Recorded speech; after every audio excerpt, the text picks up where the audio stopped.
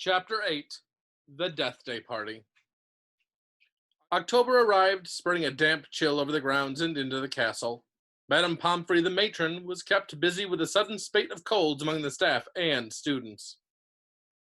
Her pepper-up potion worked instantly, though it left the drinkers smoking at the ears for several hours. Ginny Weasley, who had been looking peaky, was bullied into taking some by Percy. The steam pouring from under her vivid hair gave the impression that her whole head was on fire. Raindrops the size of bullets thundered on the castle windows for days on end. The lake rose, the flower beds turned into muddy streams, and Hagrid's pumpkins swelled to the size of garden sheds. Oliver Wood's enthusiasm for regular training sessions, however, was not dampened, which is why Harry was to be found late one stormy Saturday afternoon, a few days before Halloween, returning to Gryffindor Tower, drenched to the skin and splattered with mud. Even aside from the rain and the wind, it hadn't been a happy practice session. Fred and George, who had been spying on the Slytherin team, had seen for themselves the speed of those new Nimbus 2001s. They reported the Slytherin team were no more than 7 greenish blurs shooting through the air like jump jets. As Harry squelched along the deserted corridor, he came across somebody who looked just as preoccupied as he was. Nearly headless Nick, the ghost of Gryffindor Tower, was staring morosely out of the window, muttering under his breath, "Don't fulfill the requirements. Half an inch, if that." "Hello, Nick," said Harry. Hello, said Nearly Headless Nick, starting and looking around. He wore a dashing plumed hat on his long curly hair, and a tunic with a ruff which concealed the fact that his neck was almost completely severed. He was pale as smoke, and Harry could see right through him to the dark sky and torrential rain outside. "You look troubled, young Potter," said Nick, folding a transparent letter as he spoke and tucking it inside his doublet. "So do you," said Harry. "Ah," said Nearly Headless Nick, waving an elegant hand. "A matter of no importance. It's not as though I really wanted to join. Thought I'd apply, but apparently I don't fulfill the requirements." In spite of his airy tone, there was a look of great bitterness on his face. "But you would think, wouldn't you," he erupted suddenly, pulling the letter back out of his pocket, "that getting hit 45 times in the neck with a blunt axe would qualify you to join the Headless Hunt?" "Oh, yes," said Harry, who was obviously supposed to agree. "I mean, nobody wishes more than I do that it had been quick and clean and my head had come off properly. I mean, it would have saved me a great deal of pain and ridicule. However," Nearly Headless Nick shook his letter open and read it furiously, "we can only accept huntsmen whose heads have parted company with their bodies. You will appreciate that it would be impossible otherwise for members to participate in hunt activities such as horseback head juggling and head polo. It is with greatest regret, therefore, that I must inform you that you do not fulfill our requirements. With very best wishes, Sir Patrick Delaney Podmore."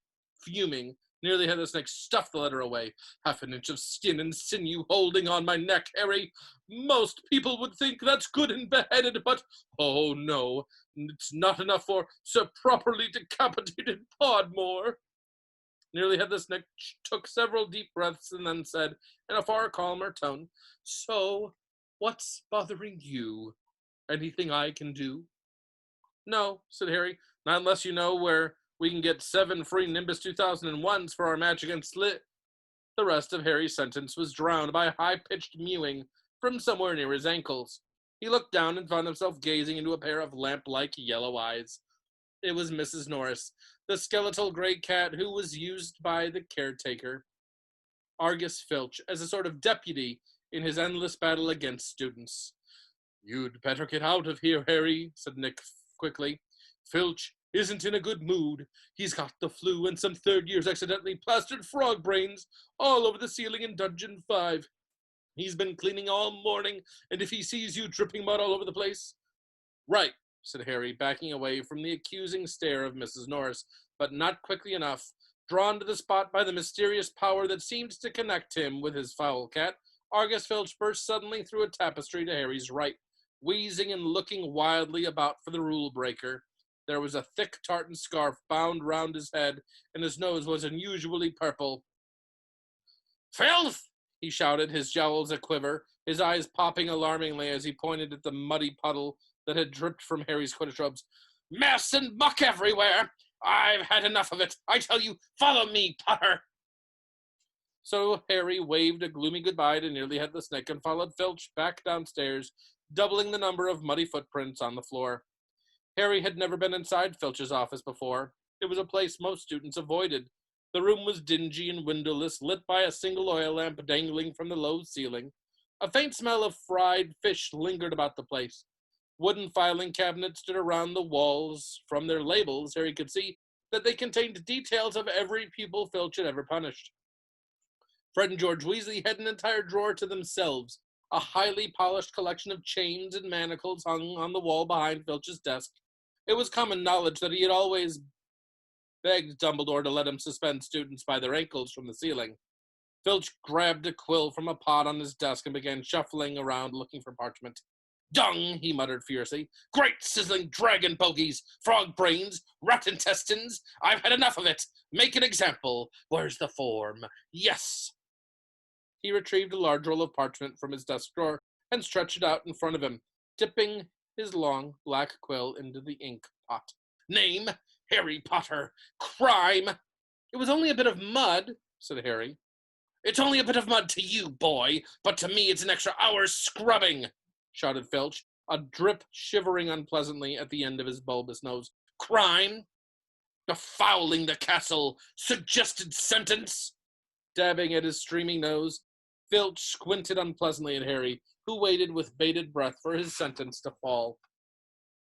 But as Filch lowered his quill, there was a great bang on the ceiling of the office, which made the oil lamp rattle. Peeves! Filch roared, flinging down his quill in a transparent rage. I'll have you this time! I'll have you! And without a backwards glance at Harry, Filch ran flat-footed from the office. Mrs. Norris streaked alongside him.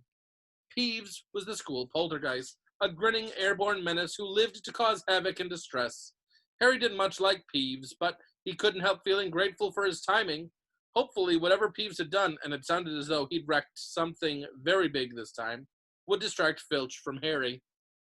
Thinking that he should probably wait for Filch to come back, Harry sank into a moth-eaten chair next to the desk. There was only one thing on it apart from his half-completed form, a large glossy purple envelope with silver lettering on the front. With a quick glance at the door to check that Filch wasn't on his way back, Harry picked up the envelope and read, Quick Spell, a correspondence course in beginner's magic. Intrigued, Harry flicked the envelope open and pulled out the sheaf of parchment inside. More curly silver writing on the front page said, Feel out of step in the world of modern magic? Find yourself making excuses not to perform simple spells? Ever been taunted for your woeful wand work? There is an answer. Quickspell is an all-new, fail-safe, quick-result, easy-learn course. Hundreds of witches and wizards have benefited from the Quickspell method. Madam Z. Nettles of Topsham writes, I had no memory for incantations, and my potions were a family joke. Now, after a Quickspell course, I'm the center of attention at parties, and friends beg for the recipes for my scintillation solution. Warlock DJ Prod of Didsby's says, My wife used to sneer at my feeble charms, but 1 month into your fabulous Quickspell course, I succeeded in turning her into a yak. Thank you, Quickspell. Fascinated, Harry thumbed through the rest of the envelope's contents. Why on earth did Filch want a Quickspell course? Did this mean he wasn't a proper wizard? Harry was just reading Lesson 1, Holding Your Wand, some useful tips, when shuffling footsteps outside told him Filch was coming back. Stuffing the parchment back into the envelope, Harry threw it back onto the desk just as the door opened. Filch was looking triumphant. That vanishing cabinet was extremely valuable, he was saying gleefully to Mrs. Norris. We'll have Peeves out this time, my sweet. His eyes fell on Harry and then darted to the Quickspell envelope, which, Harry realized too late, was lying 2 feet away from where it had started. Filch's pasty face went brick red. Harry braced himself for a tidal wave of fury. Filch hobbled across to his desk, snatched up the envelope, and threw it into a drawer. Did you read? He spluttered. No, Harry lied quickly. Filch's knobbly hands were twisting together. If I thought you'd read my private, not that it's mine, for a friend, be that as it may. However, Harry was staring at him, alarmed. Filch had never looked madder. His eyes were popping, a tick was going in one of his pouchy cheeks, and the tartan scarf didn't help. Very well, go, and don't breathe a word. Not that, however, if you didn't read, go now. I have to write up Peeves' report. Go! Amazed at his luck, Harry sped out of the office, up the corridor, and back upstairs. To escape from Filch's office without punishment was probably some kind of school record. Harry, Harry, did it work? Nearly Headless Nick came gliding out of a classroom behind him. Harry could see a wreckage of a large black and gold cabinet which appeared to have been dropped from a great height. I persuaded Peeves to crash it right over Filch's office, said Nearly Headless Nick. Thought it might distract him. Was that you? Said Harry gratefully. Yeah, it worked. I didn't even get detention. Thanks, Nick. They set off up the corridor together. Nearly Headless Nick, Harry noticed, was still holding Sir Patrick's rejection letter. I wish there was something I could do for you about the Headless Hunt, Harry said. Nearly Headless Nick stopped in his tracks, and Harry walked right through him. He wished he hadn't. It was like stepping through an icy shower. But there is something you could do for me, said Nick excitedly. Harry, would I be asking too much? But no, you wouldn't want. What is it? Said Harry. Well, this Halloween will be my 500th death day, said Nearly Headless Nick, drawing himself up and looking dignified. Oh, said Harry, not sure whether he should look sorry or happy about this. Right. I'm holding a party down in one of the roomier dungeons. Friends will be coming from all over the country. It would be such an honor if you would attend. Mr. Weasley and Miss Granger would be most welcome too, of course, but I dare say you'd rather go to the school feast. He watched Harry on tenterhooks. No, said Harry quickly, I'll come. My dear boy, Harry Potter at my death day party, and he hesitated, looking excited. Do you think you could possibly mention to Sir Patrick how very frightening and impressive you find me? Of course, said Harry. Nearly Headless Nick beamed at him. A death day party, said Hermione keenly, when Harry had changed at last and joined her and Ron in the common room. I bet there aren't many living people who could say they've been to one of those. It'll be fascinating. Why would anyone want to celebrate the day they died, said Ron, who was halfway through his potions homework and grumpy. Sounds dead depressing to me. Rain was still lashing the windows, which were now inky black, but inside all looked bright and cheerful. The firelight glowed over the countless squashy armchairs where people sat reading, talking, doing homework, or, in the case of Fred and George Weasley, trying to find out what would happen if you fed a filibuster firework to a salamander. Fred had rescued a brilliant orange fire-dwelling lizard from a Care of Magical Creatures class, and it was now smoldering gently on a table, surrounded by a knot of curious people. Harry was on the point of telling Ron and Hermione about Filch and the Quickspell course when the salamander suddenly whizzed into the air, emitting loud sparks and bangs as it whirled wildly around the room. The sight of Percy bellowing himself hoarse at Fred and George, the spectacular display of tangerine stars showering from the salamander's mouth, and its escape into the fire, which, with accompanied explosions, drove both Filch and the Quickspell envelope from Harry's mind. By the time Halloween arrived, Harry was regretting his rash promise to go to the Death Day party. The rest of the school were happily anticipating their Halloween feast. The great hall had been decorated with the usual live bats. Hagrid's vast pumpkins had been carved into lanterns large enough for 3 men to sit in, and there were rumors that Dumbledore had booked a troupe of dancing skeletons for the entertainment. A promise is a promise, Hermione reminded Harry bossily. You said you'd go to the Death Day party. So, at 7 o'clock, Harry, Ron, and Hermione walked straight past the doorway to the packed great hall, which was glittering invitingly with gold plates and candles, and directed their steps instead toward the dungeons. The passageway leading to Nearly Headless Nick's party had been lined with candles too, though the effect was far from cheerful. These were long, thin, jet-black tapers, all burning bright blue, casting a dim, ghostly light even over their own living faces. The temperature dropped with every step they took. As Harry shivered and drew his robes tightly around him, he heard what sounded like 1,000 fingernails scraping an enormous blackboard. Is that supposed to be music? Ron whispered. They turned a corner and saw Nearly Headless Nick standing in a doorway, hung with black velvet drapes. My dear friends, he said mournfully, welcome, welcome. So pleased you could come. He swept off his plumed hat and bowed them inside. It was an incredible sight. The dungeon was full of hundreds of pearly white translucent people, mostly drifting around a crowded dance floor, waltzing to the dreadful, quavering sound of 30 musical saws, played by an orchestra on a black draped platform. A chandelier overhead blazed midnight blue with 1,000 more black candles. Their breath rose in a mist before them. It was like stepping into a freezer. Shall we have a look around? Harry suggested, wanting to warm up his feet. Careful not to walk through anyone, said Ron nervously, and they set off around the edge of the dance floor. They passed a group of gloomy nuns, a ragged man wearing chains, and the fat friar, a cheerful Hufflepuff ghost, who was talking to a knight with an arrow sticking out of his forehead.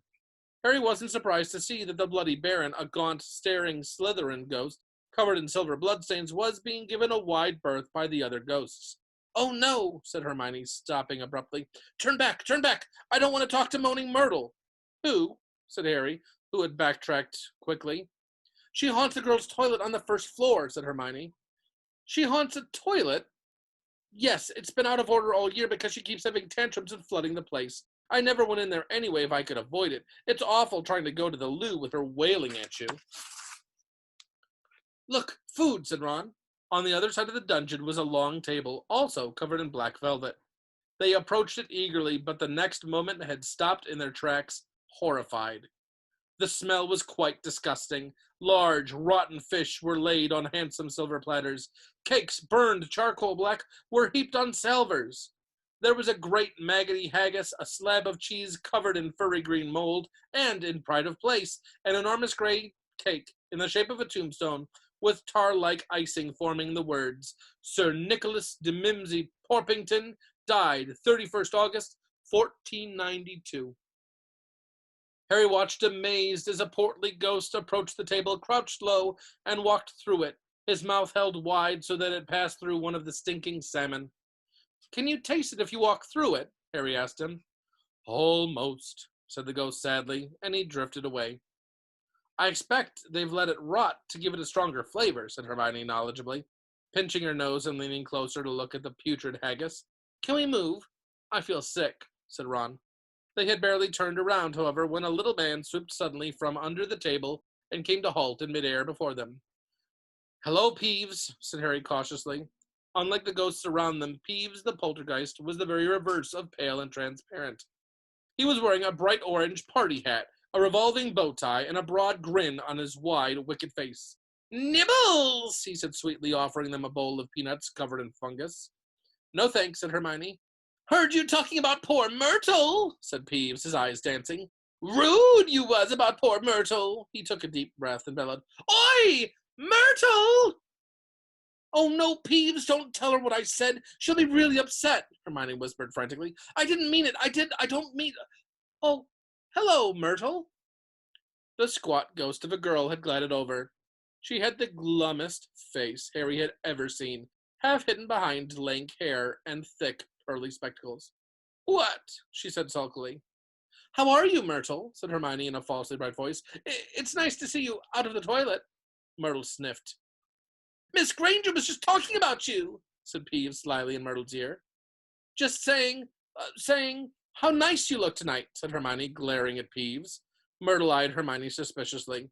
"You're making fun of me," she said, silver tears welling rapidly in her small, see-through eyes. "No, honestly, didn't I just say how nice Myrtle's looking?" said Hermione, nudging Harry and Ron painfully in the ribs. Oh yeah, she did." "Don't lie to me," Myrtle gasped, tears now flooding down her face, while Peeves chuckled happily over her shoulder. "Do you think I don't know when people call me behind my back? Fat Myrtle, ugly Myrtle, miserable, moaning, moping Myrtle." "You missed out, Spotty!" Peeves hissed in her ear. Moaning Myrtle burst into anguished sobs and fled from the dungeon. Peeves shot after her, pelting her with moldy peanuts, yelling, "Spotty! Spotty!" "Oh dear," said Hermione sadly. Nearly had the stick now drifted towards them through the crowd. "Enjoying yourselves?"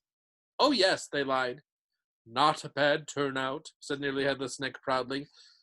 "The Wailing Widow came all the way up from Kent. It's nearly time for my speech. I'd better go and warn the orchestra." The orchestra, however, stopped playing at that very moment. They and everyone else in the dungeon fell silent, looking around in excitement as the hunting horn sounded. "Oh, here we go," said Nearly Headless Nick bitterly. Through the dungeon wall burst a dozen ghost horses, each ridden by a headless horseman. The assembly clapped wildly. Harry started to clap, too, but stopped quickly at the sight of Nick's face.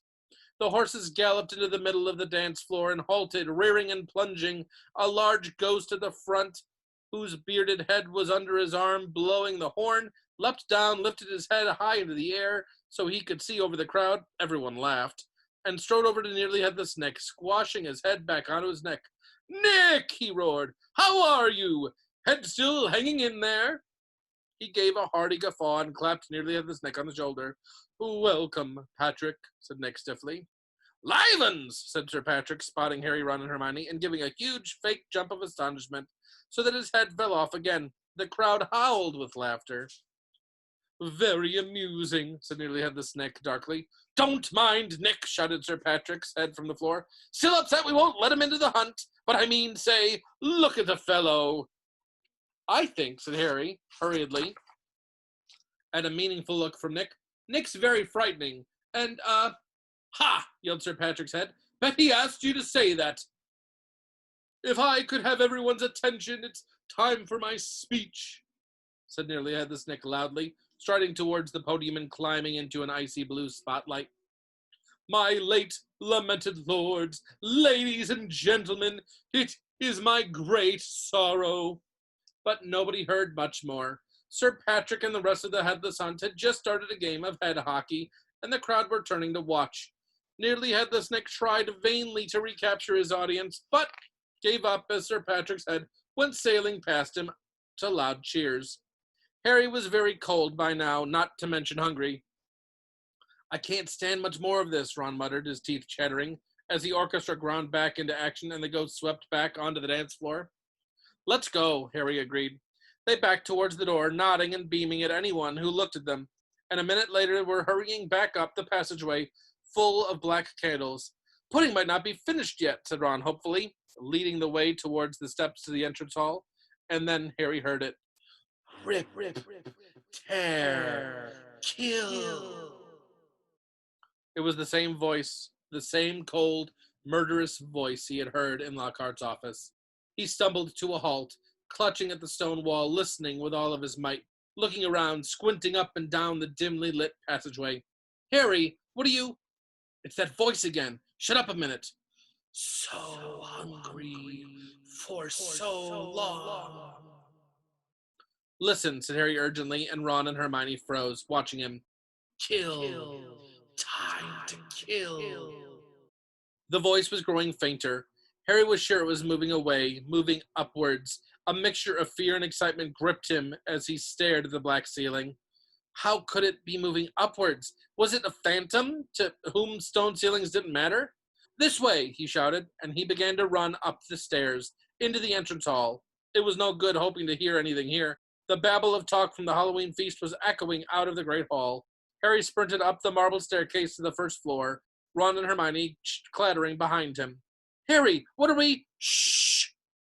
Harry strained his ears. Distantly from the floor above, and growing fainter still, he heard the voice. "I smell blood. I smell blood." His stomach lurched. "It's going to kill someone," he shouted, and ignoring Ron and Hermione's bewildered faces, he ran up the next flight of steps, 3 at a time, trying to listen over his own pounding footsteps. Harry hurtled around the whole of the second floor, Ron and Hermione panting behind him, not stopping until they turned a corner into the last deserted passage. "Harry, what was that all about?" said Ron, wiping sweat off his face. "I couldn't hear anything." But Hermione gave a sudden gasp, pointing down the corridor. "Look!" Something was shining on the wall ahead. They approached slowly, squinting through the darkness. Foot-high words had been daubed on the wall between 2 windows, shimmering in the light cast by the flaming torches. "The Chamber of the Secrets has been opened. Enemies of the air, beware." "What's that thing hanging underneath?" said Ron, a slight quiver in his voice. As they edged nearer, Harry almost slipped over. There was a large puddle of water on the floor. Ron and Hermione grabbed him, and they inched towards the message, eyes fixed on the dark shadow beneath it. All three of them realized what it was at once, and leapt backwards with a splash. Mrs. Norris, the caretaker's cat, was hanging by her tail from the torch bracket. She was stiff as a board, her eyes wide and staring. For a few seconds, they didn't move. Then Ron said, "Let's get out of here." "Shouldn't we try to help?" Harry began awkwardly. "Trust me," said Ron. "We don't want to be found here." But it was too late. A rumble as though of distant thunder told them that the feast had just ended. From either end of the corridor where they stood came the sound of hundreds of feet climbing the stairs and the loud, happy talk of well-fed people. Next moment, students were crashing into the passage from both ends. The chatter, the bustle, the noise died suddenly as the people in front spotted the hanging cat. Harry, Ron, and Hermione stood alone in the middle of the corridor as silence fell among the mass of students pressing forward to see the grisly sight. Then someone shouted through the quiet, "Enemies of the air, beware! You'll be next, mudbloods!" It was Draco Malfoy. He had pushed to the front of the crowd, his cold eyes alive, his usually bloodless face flushed as he grinned at the sight of the hanging, immobile cat. And that's the end of Chapter 8.